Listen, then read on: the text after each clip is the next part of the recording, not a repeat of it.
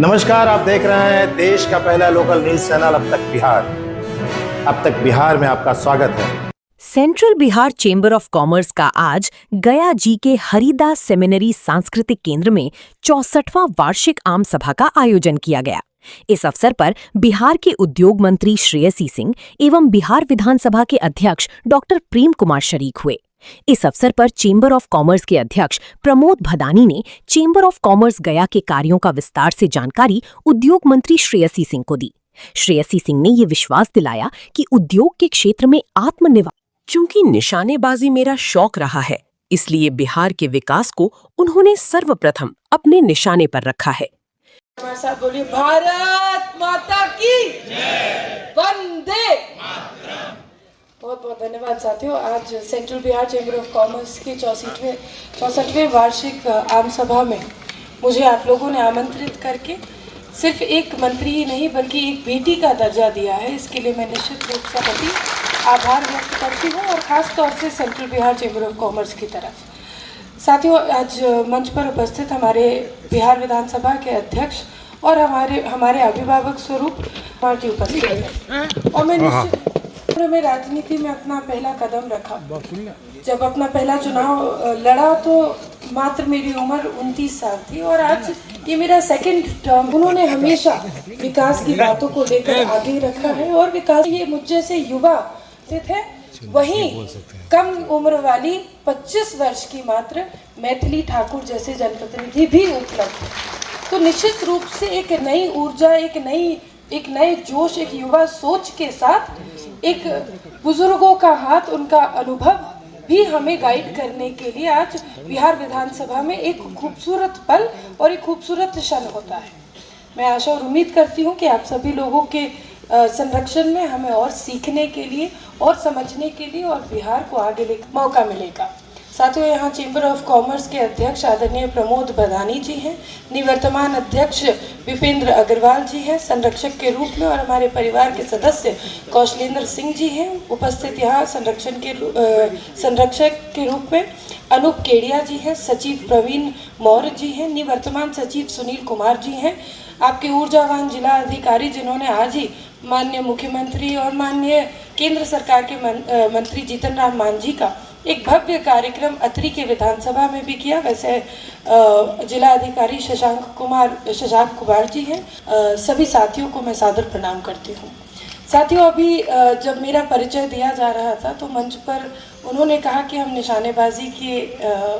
निशानेबाजी की स्पर्धा से या खेल से आते हैं और निशानेबाजी के खेल ने मुझे ये सिखाया है कि मेरा निशाना कभी चूका नहीं। 2018 में जो स्वर्ण पदक, जो सबसे ज़्यादा चर्चित स्वर्ण पदक हमने जीता, जो राष्ट्रमंडल खेलों में जीता, वो 2010 से उसकी कहानी शुरू हुई। 2010 में राष्ट्रमंडल खेल नई दिल्ली में, इंडिया में आयोजित थे। जिन चीज़ों की बात बिहार में कोई नहीं करता, वैसा हमारे पास एक ड्राई पोर्ट भी है।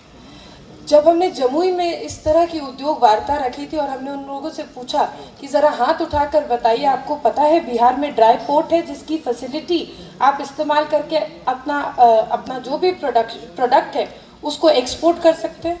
बिहार में बिहटा में ड्राई पोर्ट फैसिलिटी चलंत है और सिर्फ महाराष्ट्र नहीं बल्कि अब कलकत्ता भी आपके गुड्स और प्रोडक्ट्स जा सकते हैं साथियों।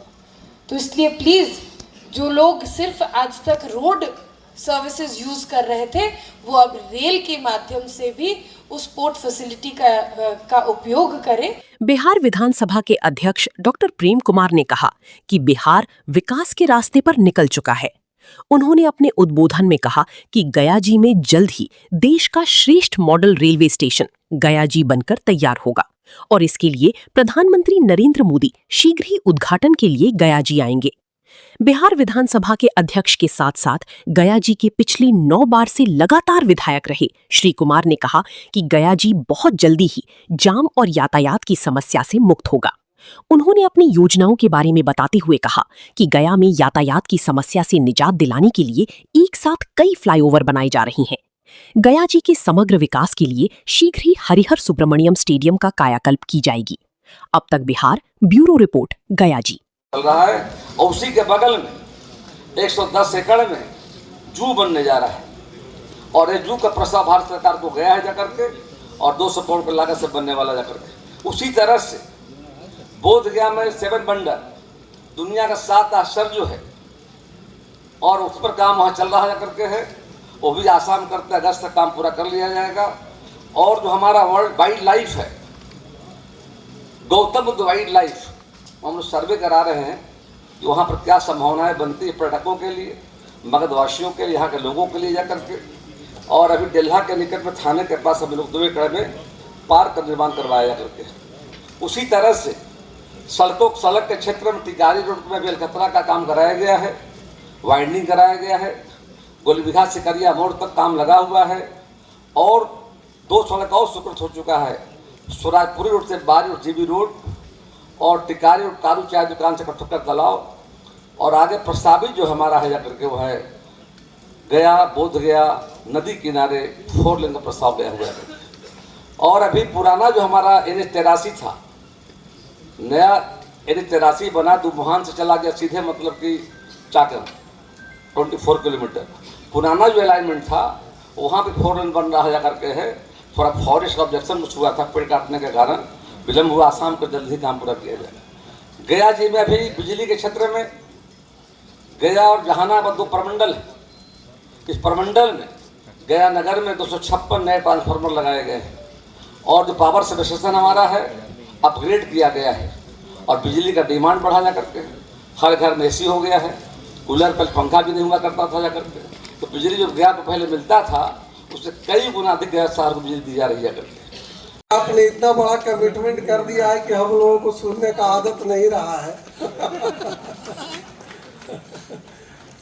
निश्चित रूप से आपने जो आज हम लोगों के बीच में आशा का किरण बढ़ाया है, मैं उसके लिए आपको धन्यवाद देता हूं और मैं उम्मीद करूंगा कि जल्द से जल्द, ज़्यादा नहीं, 1-2 साल में एक बार इस तरह का प्रतिभाशाली संबोधन सुनने के लिए चैम्बर के सदस्य आपको जरूर मिलेंगे। और आप लून के बारे में भी काफ़ी चर्चाएं होती रही है हम लोग के चैम्बर प्लेटफॉर्म पे, उस पर भी आपने आश्वस्त किया कि हम लोग उसके लिए प्रयासरत रहेंगे। तो काफ़ी सारी संभावनाओं को आपने बताया और मैं ये भी देख पा रहा हूँ कि राज्य सरकार और केंद्र सरकार की ओर से गया शहर में इस समय तोहफों की भरमार है। इंडस्ट्रियल कॉरिडोर की बात हो, विष्णुपद मंदिर कॉरिडोर की बात हो, बोध गया कॉरिडोर की बात हो, या हमारे नगर विधायक विधानसभा अध्यक्ष जी के प्रयास के द्वारा शहरों में जो फ्लाईओवर का जाल का जो अभी प्रस्तुतिकरण हो रहा है या हम लोग जो महसूस कर रहे हैं।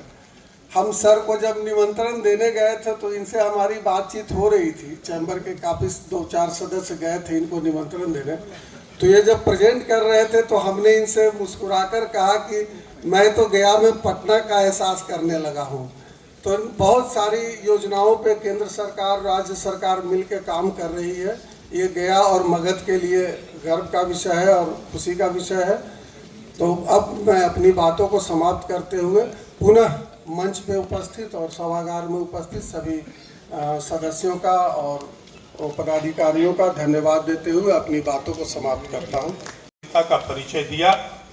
मैं नहीं जानता हूँ कि अन्य व्यवसायिक संगठनों की क्या स्थिति है या उनके यहाँ क्या प्रावधान है, किंतु हमारे यहाँ का जो व्यवसायी वर्ग है अपने सामाजिक दायित्व, अपने व्यवसायी संगठन है जिसने अपने सामाजिक दायित्व बोध के तहत chamber of commerce charitable trust की भी स्थापना की है। और ये जान करके हमारे लिए खुशी की बात है कि इस chamber of commerce charitable trust का उद्घाटन तत्कालीन माननीय मुख्यमंत्री श्री नीतीश कुमार जी ने गया आकर किया था। ये हमारे लिए बहुत बड़ा सौभाग्य का विषय था कि उन्होंने आकर के और उनके साथ उन्होंने अपने कार्यक्रम में अपने कैबिनेट के आधा दर्जन से अधिक सदस्यों को साथ लाया था और उसके बाद ये उद्घाटन हुआ था। महोदया, ये हमारे लिए बड़ी ही गर्व की बात महसूस होती है। हम आज भी सामाजिक सरोकारों से बहुत गहरे जुड़े हुए हैं और चैम्बर ऑफ कॉमर्स की इन ऊंचाइयों तक आने में जिन्होंने कि पिछले 30 वर्षों से इस चैम्बर ऑफ कॉमर्स को, जिसे कुछ हमारे मित्र कहते हैं कि जिन्होंने चैम्बर ऑफ कॉमर्स को अपनी जवानी समर्पित कर दी हो, वैसे हमारे जो पूर्व अध्यक्ष, जिसके सम्मान में चैम्बर ऑफ कॉमर्स ने अपने संविधान में संशोधन करके संरक्षक पद का प्रावधान किया, और ये आज के दिन हमारे संरक्षक के रूप में यहाँ पे मौजूद हैं। लगातार इनकी उस उपस्थिति रहती है, आज भी मंच पे उपस्थित हैं। मैं इनका स्वागत तो क्या करूँगा, किंतु हमारी अपेक्षा है और शुभकामना है कि वे इसी प्रकार व्यवसायी वर्ग और समाज की अपेक्षाओं के अनुरूप लंबे समय तक क्रियाशील रहें।